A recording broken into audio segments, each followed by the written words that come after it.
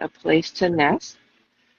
Mr. Witz is always confiscating somebody's voice. I And the am poem is called honored. what?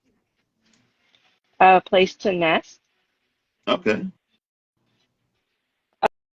Here it goes.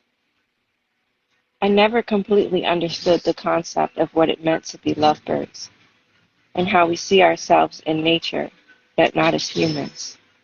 What is love anyway, when lust always seems to find a way to be first?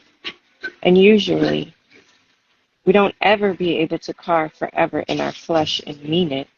I remember when we used to tattoo trees with our names on hearts bearing Cupid's arrows, scars we've marked that never quite healed under the exposed tree bark.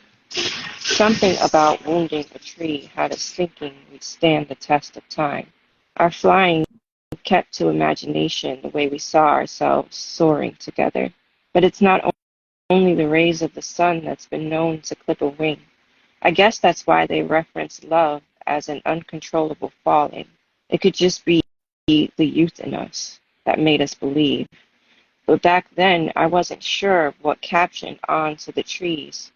Maybe I didn't want to accept the company of love, knowing one day one of us would wield a broken heart, losing the other to another relationship our lust couldn't get beyond. Or maybe it was the significance of what it meant for us to be birds, in fear of a freedom that could feel like wings, doubtful of us ever reaching those heights. But now, with you here by my side, feels like I'm in the arms of an angel, and there are no limits to the peaks we'd climb beyond. I know now, God made you for me. I just hope you can forgive me for taking so long to find you. Life was a mess. I had to clean it up one room at a time. And now that I have decluttered the space in my heart, it's like new property deeded to you, and you could live here forever. So I pray that you never outgrow the nest I've made for you, here in my chest, inside of my heart, forever is your chambers. Mhm. That was by Mr. Witz.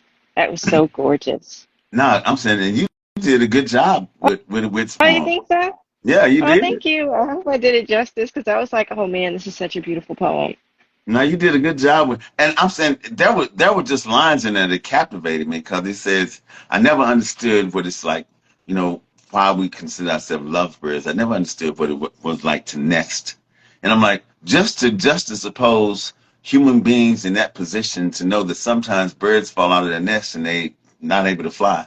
There's a whole lot of things that bring to mind. It's according to your construct or your foundational thoughts of birds. How far back have you loved birds or bird watched? Because I think we've all bird watched at a time or two.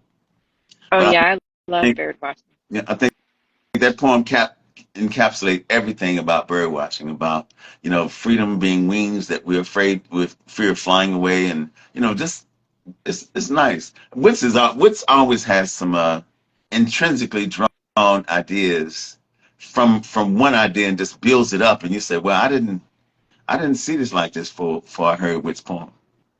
Yeah, and one of my favorite lines that I read is, and usually we don't ever be able to carve forever in our flesh and mean it. Yeah, like Like, it's just after he so said deep. about the tree, after he's Yeah. talking about carving a tree and it never healing. Yeah, but I like when he said he said. And I apologize because life's a mess, and I had to clean up one room at a time. Oh yeah. Yeah. That part.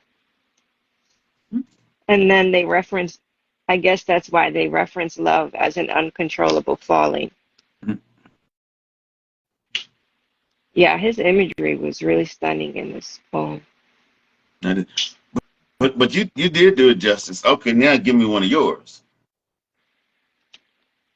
Oh, okay. Give me 2 seconds to pull up one of mine.